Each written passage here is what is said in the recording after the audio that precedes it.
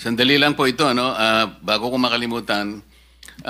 Madam Secretary of the DBM, will you be able to submit to this committee the flood control projects budget from the unprogrammed funds and BICAM insertions starting from 2023, 2024, and 2025. Yun lamang unprogrammed and BICAM insertions, flood control projects.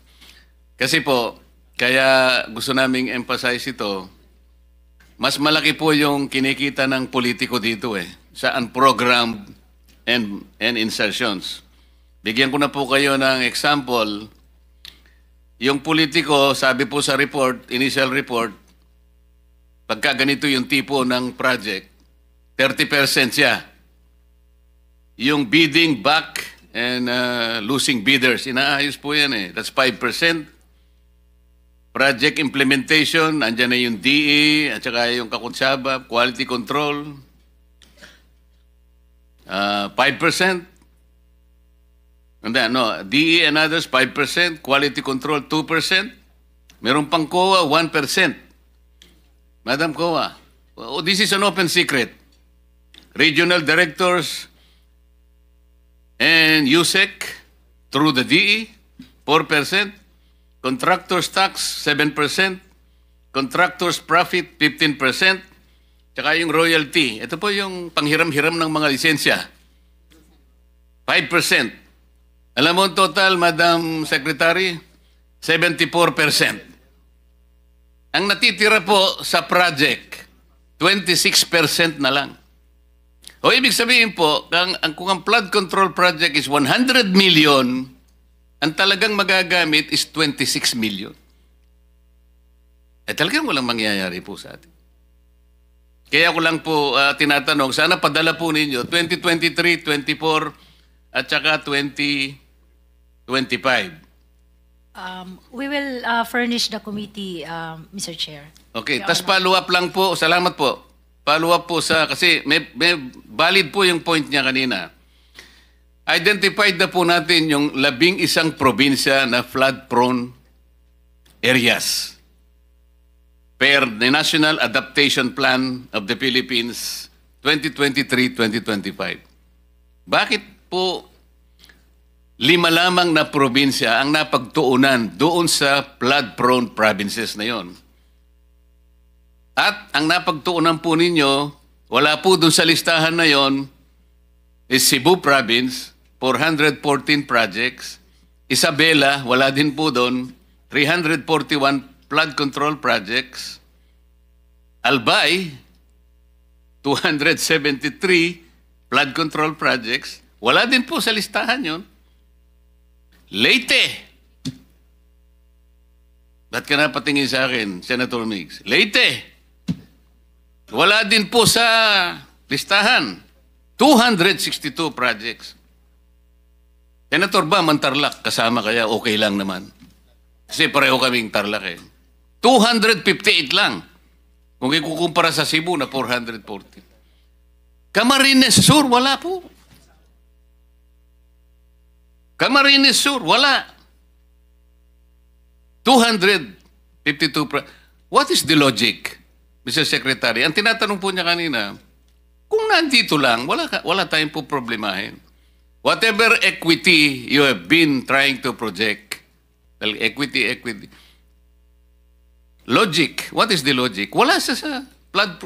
Ba't ka maglalagay doon? Hindi nga sa kasali. Para pa nga nangyari, Mr. Secretary, hindi naman siya nagugutom, doon ka nagbigay ng pagkain. What is the logic? Malalaki po ito Well, excuse me, Your Honor, as I've been trying to explain actually, these are actually,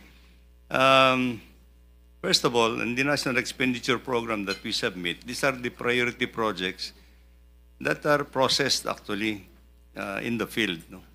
In the field. So whatever is the proposal... Naintindihan po natin yun. If it is processed on the field, you will start doon sa listahan ng flood-prone areas. Yes, Your Okay Honor. lang yun. Yes, Your Honor. Do not start with the areas na wala naman pong panghanib Opo. ang pagbaha. Questionable po yun eh. So dito po makikita talaga yung talagang walang coordination. Kahit ang natutupad na lang talaga rito yung mamaya sasabihin mo kung sino-sino because you have to name names. Sabi mo kanina, ikaw ang nagpanukala nito. So I will ask you to name names later on. Yun muna po. I will call the former Senate President, Senator Subiri, for your questioning. Maraming salamat, Mr. Chairman. Mr. Secretary, good afternoon to all the members of the DPWH Good afternoon. and Secretary Pangandaman and all the other departments. Alam mo, let's address the elephant in the room, Mr. Chairman. Let's already address the elephant in the room. The DPWH is not all at fault. Kasi yan, kanina pa, nahiya lang si Secretary, Mr. Chairman. Pero in our conversations together, together with Secretary Mina, namamanggal yung budget. Iba yung NEP, paglabas po ng ng GAA, yung General Appropriations Act. And I've had conversations with the good secretary na sabi niya, wala na yung aming flagship projects. Wala na kaming road right of way. Out of sheer frustration. Hindi kasalanan ni Sec yun, Mr. Chairman. Kasi tamang sinabi niya, pagdating sa NEP, vetted na yan. May RDC Council approval yan. Napakahirap, napakahigpit. And the DBM also knows that there's a vetting process. Kaya paglabas po ng budget, iba nang itsura ng budget, wala na po silang magagawa dahil batas po yan. Kailangan po nilang i-implement yun. That's the elephant in the room. Kaya tama si Toby Chanco sa Kongreso kahapon.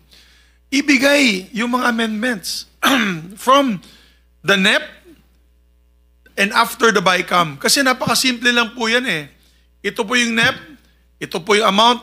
Yung marami dyan, walang kalokohan na projects, walang flood control, walang cat's eyes, walang pagbili ng solar lamps, paglagay po ng road barrier, rock netting, tsaka yung pintura sa kalsada.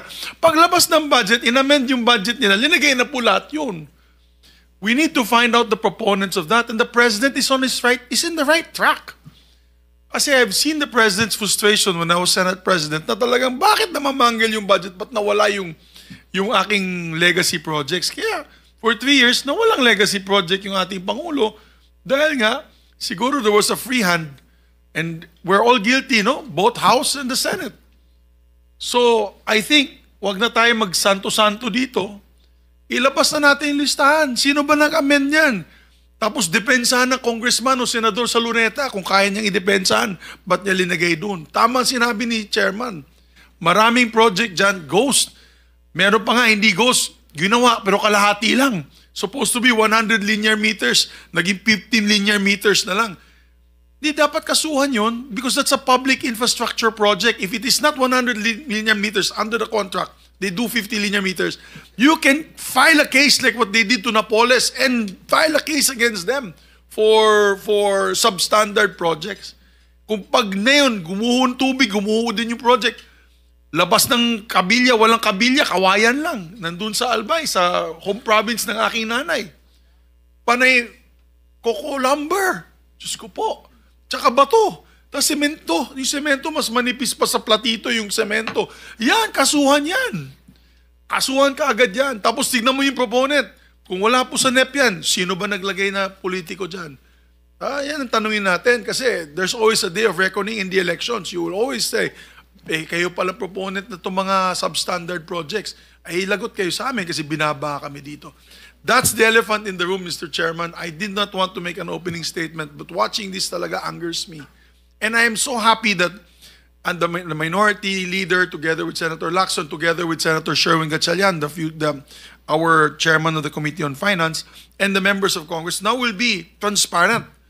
If there are amendments to be made in this budget, let's defend it on the floor. Kung may kalsada doon sa gitna ng probinsya ko ng Bukidnon, walang tulay, yung mga teachers nalulunod, yung mga estudyante nalulunod, I will stand up here and defend a bridge project for that. And then convince my colleagues for that amendment with the approval of the local government unit, the RDC, and the DPWH. Pero yung mga bulagaan lang na after one night, nandun na lahat. Wala na po silang mavevet, wala na po silang magagawa. Kawawa din yung mga to. They become our punching bag. But let's start from the beginning. Where did the funds come from? Where are the sources of these funds? And let's expose it once and for all. Parang sa nangyari sa Napoles, lumabas lahat ng pangalan.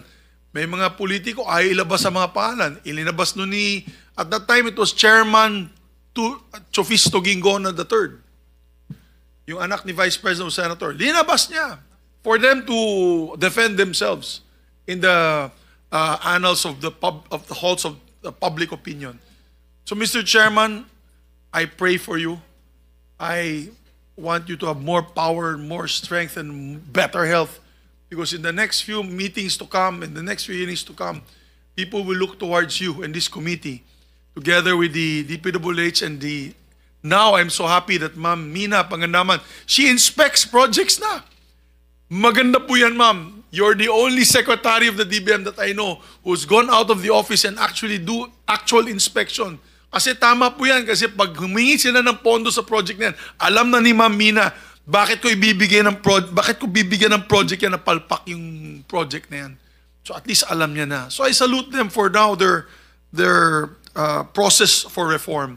But we must fix what has happened in the past. And if cases have to be filed, let's file the cases if need be. Thank you, Mr. Chairman. Thank you for your prayers, Senator Monsignor. Prayer for you, Mr. Chairman, and the members of this Thank committee. you. Thank you.